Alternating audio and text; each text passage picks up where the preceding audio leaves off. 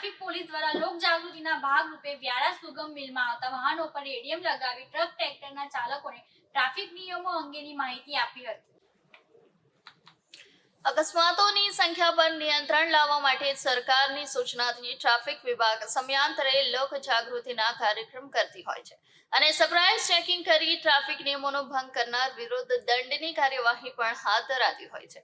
આજે તાપી જિલ્લા ટ્રાફિક વિભાગ દ્વારા વ્યારા સુગર મિલમાં શેરડી લઈને આવતા વાહનો પર રેડિયમ લગાવવામાં આવી હતી। કેટલીક વાર રાત્રિ દરમિયાન આવા વાહનો સામેથી કે પાછળથી આવતા વાહનોની લાઇટના અભાવને કારણે આવું વાહન નજરે ન પડતા અકસ્માતો સર્જાતા હોય છે, જેથી આવા ભારે ભરખમ વાહનની આગળ પાછળ રેડિયમ લગાવી આવા અકસ્માતો નિવારી શકાય છે, જેને ધ્યાનમાં રાખીને ટ્રાફિક પોલીસ દ્વારા રેડિયમ લગાવવાની કામગીરી કરવામાં આવી હતી।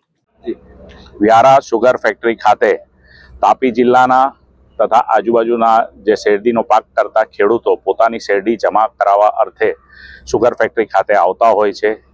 તેમાં તે પોતાના ટ્રેક્ટર તથા ટ્રકો સાથે લઈને આવતા હોય છે। આ ટ્રેક્ટર તથા ટ્રકોની અંદર પાછળ ઘણી વખતે લાઇટ હોતી નથી અને તે રોડ ઉપર પાર્ક કરેલી હોય તો અકસ્માત થવાનું ભય હોય છે, જેના કારણે તાપી જિલ્લા ટ્રાફિક પોલીસે એક કાર્યક્રમનું આયોજન કરવામાં આવ્યું।